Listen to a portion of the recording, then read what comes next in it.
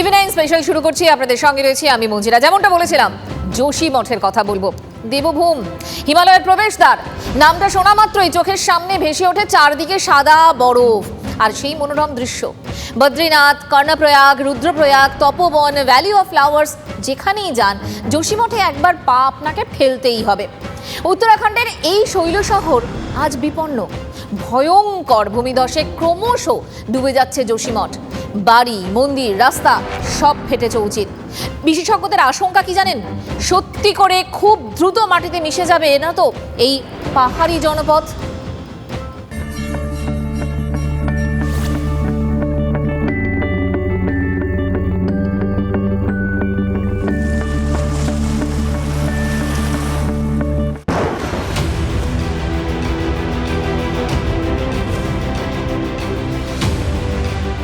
যত দিন গড়াচ্ছে ততই বিপদ বাড়ছে দেবভূমিতে।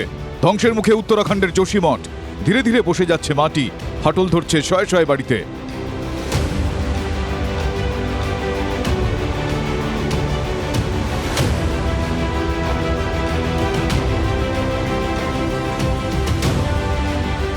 কোথাও আড়াআড়ি, কোথাও আবার লম্বালম্বি।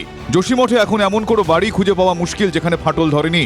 শুধু বাড়ি নয়, ফাটল দেখা দিয়েছে একের পর এক মন্দিরে। যোশী মঠের জনসংখ্যা 30,000-এর আশেপাশে। এই মুহূর্তে আতঙ্কে কাটাচ্ছেন হাজার হাজার মানুষ। প্রাণের ভয়ে বহু বাসিন্দাই রাতে আর বাড়ি ঢুকছেন না। প্রবল ঠান্ডার মধ্যে তারা খোলা আকাশের নিচেই রাত কাটাচ্ছেন। और यहाँ के लोग इस खौफ के बीच रहने को अभी भी मजबूर हैं।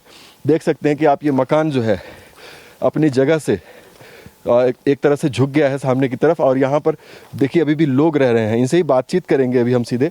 आप ज़रा इस तरफ आ जाएं और आप देख सकते हैं, आप ये गैप देखिए। यहाँ पर मैं आपको ये तस्वीर दिखाना चाहूँगा कि किस तरह से ज़मीन खिसके, यानी मकान जो है अपनी जगह से कितना शिफ्ट हो गया है। ये पहले इस तरफ हुआ करता था और ये रास्ता मिला हुआ था। इनसे ही बातचीत करेंगे। ये गैप जो है वो कब आया? ये अभी 1 महीने के अंदर आया। ये पहले बिल्कुल समतल था, अब तो छत में भी आने को डर लग रहा। पर जाए कहाँ हम?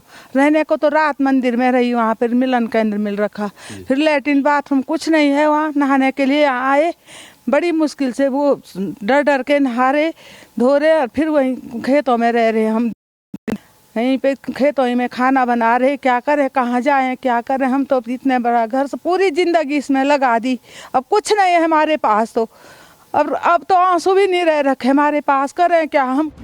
সবথেকে বেশি ক্ষতিগ্রস্ত হয়েছে সিংধর জৈন, মারওয়ারি, জেপি কলোনি এলাকা। একের পর এক বাড়ি, হোটেল ও রাস্তায় বড় বড় ফাটল দেখা দিয়েছে।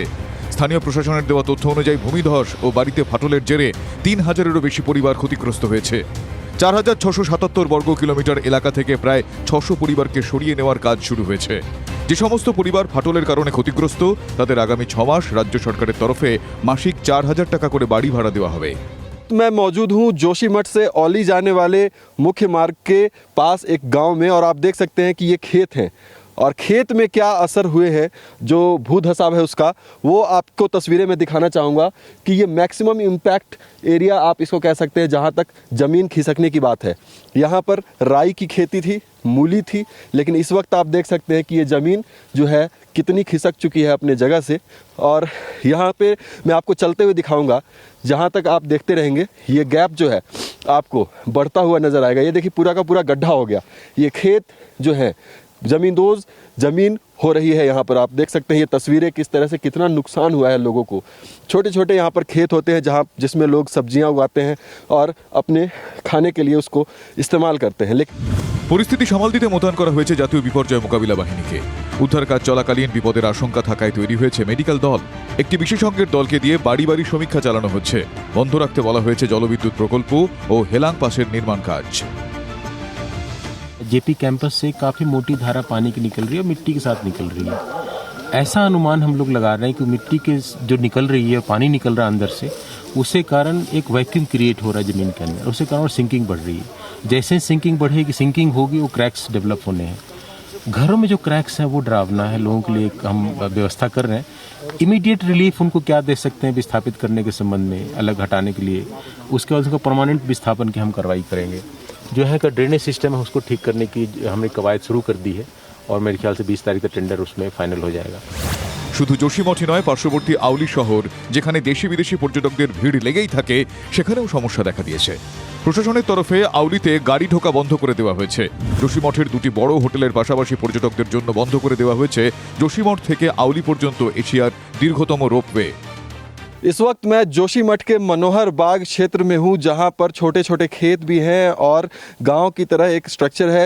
यहाँ पर लोग छोटे छोटे मकानों में रहते हैं और यहीं से गुजरती है जोशीमठ की सबसे लंबी, जिसको एशिया की सबसे बड़ी रोपवे कही जाती है। ये सामने है, आप देख सकते हैं, यही वो टावर है, टावर नंबर 1, जिसके पास के खेतों में लंबी दरारें और ये कई मीटर तक गई हुई हैं। अभी तक जो जानकारी आपको दी जा रही थी कि 500 मीटर, हम लोग लगभग 1 किलोमीटर से ज़्यादा इसको कवर कर चुके हैं और आप दरारें देख सकते हैं। ये खेतों के नज़दीक से, बिल्कुल टावर के नज़दीक वाले इलाके में हम लोग हैं और ये दरारें आप देख सकते हैं। পরিস্থিতি খতিয়ে দেখতে শুক্রবারই রাজ্যের শীর্ষ আধিকারিকদের নিয়ে জরুরি বৈঠকে বসেছিলেন উত্তরাখণ্ডের মুখ্যমন্ত্রী পুষ্কর সিং ধামি। শনিবার প্রথমে হেলিকপ্টারে করে সড়ক পথের অবস্থা ঘুরে দেখলেন তিনি। अभी जो तात्कालिक चीज़ें हैं उनको ठीक दिशा में जाएं, लोगों को बचाव हो, लोगों की ज़रूरत की चीज़ें यहाँ पर मिलें। उसके बाद ये शहर पूरी तरह से संरक्षित रहे, पूरी तरह से बचा रहे। उसके लिए भी जैसे यहाँ का ड्रेनेज है, यहाँ की सीवर लाइन है, यहाँ की अन्य व्यवस्थाएं हैं, रोपवे का काम भी चूँकि यहाँ पर चलता है ओली के लिए, वह भी ठीक प्रकार से चले और मानसून से पहले सारी जो हमारे काम हैं वो पूरे हो जाएं। उस पर पूरी तरह से हमारा फोकस यही है। বিষ্ণুপ্রয়াগ থেকে বেরিয়ে আসা একটি জলস্রোতই বিপত্তির মূলে বলে প্রাথমিক অনুমান উত্তরাখণ্ড প্রশাসনের। জলের স্রোত যোশীমঠের মাটি আলগা করে দিয়েছে বলে দাবি। তার সঙ্গে এই জনপদের নিকাশি ব্যবস্থাও যথাযথ নয়। টানা বৃষ্টিতে প্রায়ই ধস নামে এই অঞ্চলে। সব মিলিয়ে একটু একটু করে পায়ের তলার মাটি সরেছে। পরিবেশ বিশেষজ্ঞদের মতে যোশীমঠ বরাবরই ধসপ্রবণ এলাকা। হিমালয়ের ভূমিধসের ওপরই ধীরে ধীরে গড়ে উঠছে পাহাড়ি জনপদ। যত দিন গড়িয়েছে, মাটির ধারণ ক্ষমতার তোয়াক্কা না করেই গড়ে উঠেছে বহুতল হোটেল। নির্বিচারে গাছ কাটা ও পাহাড় কেটে বানানো হয়েছে চওড়া রাস্তা, জলবিদ্যুৎ প্রকল্প। উন্নয়নের সেই গেরোই ক্রমশ ফাঁস হয়ে চেপে বসছে যোশীমঠের গলায়। তবে বিপদের আঁচ পাওয়া গিয়েছিল 46 বছর আগে। 1976 সালে তৎকালীন উত্তরাখণ্ড সরকারের গঠন করা একটি কমিশনের রিপোর্টেই বলা হয়েছিল 100 বছরের মধ্যে ডুবে যেতে পারে যোশীমঠ। সেই সময়সীমার অর্ধেক পেরোনোর আগেই বিপন্ন যোশীমঠ। উত্তরাখণ্ডের বহু বিখ্যাত পর্যটন কেন্দ্রে যাওয়া যায় যোশীমঠের পথ ধরেই। তার অন্যতম বদ্রীনাথ। যোশীমঠ থেকে ট্রেক করে যাওয়া যায় ভ্যালি অফ ফ্লাওয়ার্স, তপবন, বিষ্ণুপ্রয়াগ, হেমকুণ্ডুর মতো জায়গায়। যোশীমঠ ধ্বংসের পথে যাওয়া মানে বদলে যাবে উত্তরের একাংশের পর্যটন মানচিত্র। যোশীমঠ থেকে অভিজিৎ ঠাকুরের রিপোর্ট, TV9 বাংলা। উত্তরাখণ্ড যাত্রার সময় এই যোশীমঠেই প্রথম পা রেখেছিলেন আদিগুরু শঙ্করাচার্য। আর তার তৈরি 4টি মঠের একটি রয়েছে এখানে। কিন্তু ভয়ঙ্কর ভূমিধসের কারণে সেই মঠের চাতাল দেওয়াল সর্বত্রই ফাটল। সমুদ্রতল থেকে প্রায় 6000 ফুট উঁচুতে অবস্থিত যোশীমঠ। চারদিকে তুষারে মোড়া হিমালয়, আক্ষরিক অর্থেই শিবের ভূমি। আধ্যাত্মিকতার সঙ্গে এই পাহাড়ি জনপদের দীর্ঘ যোগ রয়েছে। ভূমিধসে শুধু যোশীমঠের কয়েকশো পরিবারই নয়, বিপদের মুখে আদি গুরু শঙ্করাচার্যের সাধন পীঠ।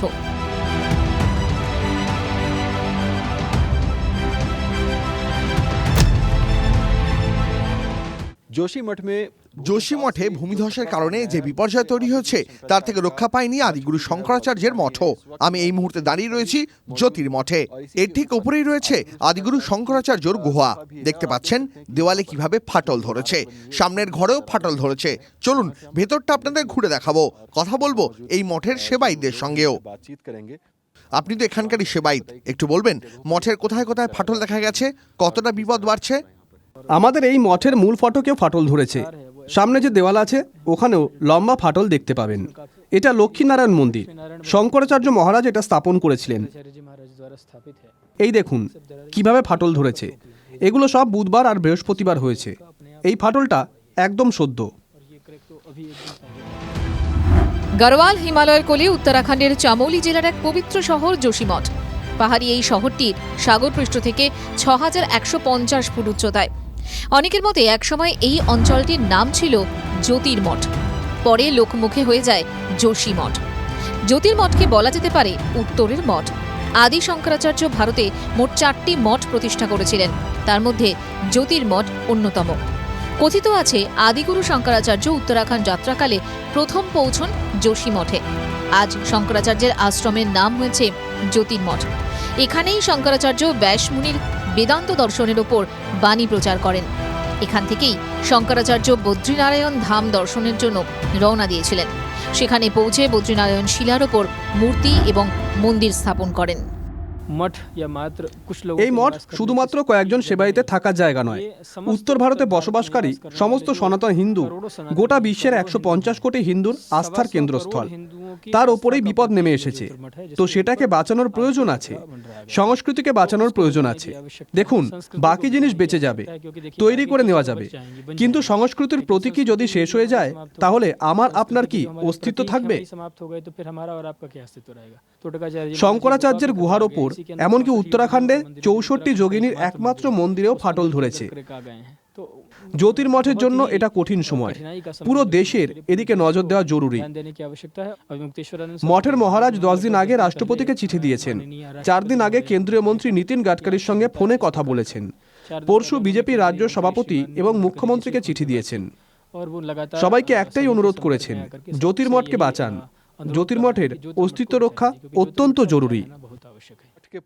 নিশ্চিতভাবে ইতিহাস এবং সংস্কৃতির সঙ্গে জুড়ে রয়েছে এই শহর। এই মুহূর্তে আমি মঠের প্রাঙ্গণে দাঁড়িয়ে আছি। মঠের তরফে সব রকম চেষ্টা চালানো হচ্ছে। রাজ্য সরকার থেকে রাষ্ট্রপতি সবাইকে অনুরোধ করা হয়েছে, যেভাবেই হোক বিপদ থেকে মঠকে রক্ষা করুন। যোশীমঠ থেকে ক্যামেরায় গঙ্গার সঙ্গে অভিজিৎ ঠাকুর, TV9 বাংলা। এই ছবিগুলো দেখলে একটা কথাই বলা যায় যে নিজেদের কবর খুঁড়ছে মানুষই। পর্যটকদের ভোগ বিলাসের আয়োজন করতে যথেচ্ছাচার চলছে এই দেবভূমে। নির্বিচারে গাছ কেটে ফাঁকা করে দেওয়া হচ্ছে বিস্তীর্ণ এলাকা। উন্নয়নের নামে পাহাড় ভেঙে চুরমার করে দেওয়া হচ্ছে। প্রকৃতি তার প্রতিশোধ তো নেবেই।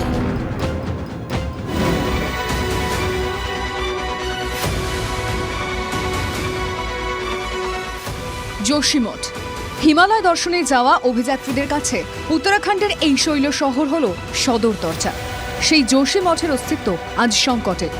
পাহাড়ের বুক এফোঁড় ওফোঁড় করে মানুষের ভোগ বিলাসের আয়োজন করতে গিয়েই কি তিলে তিলে শেষ করে দেওয়া হচ্ছে এই জনপদকে? এই প্রশ্ন দীর্ঘদিনের।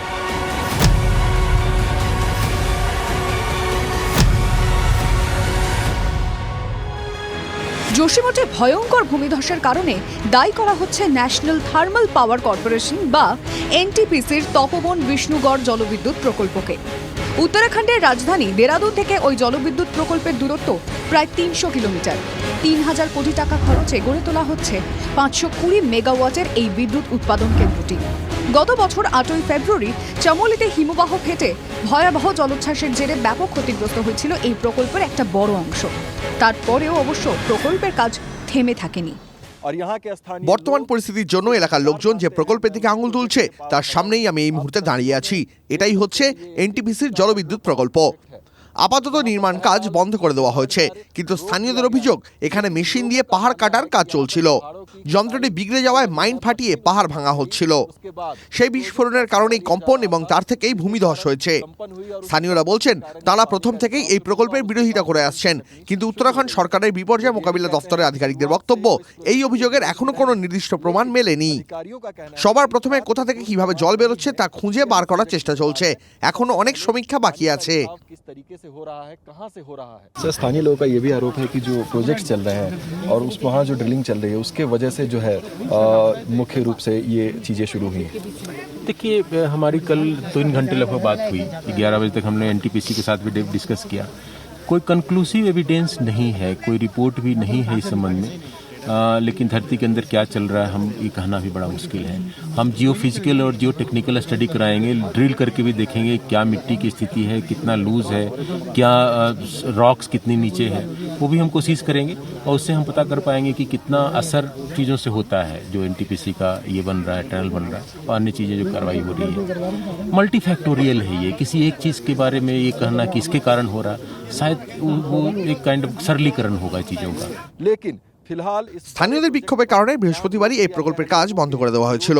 আমি এই মুহূর্তে একদম গ্রাউন্ড জিরোয় দাঁড়িয়ে আছি। দেখতেই পাচ্ছেন সব কাজ থমকে গেছে। শ্রমিকরা এখানে কাজ করতেন।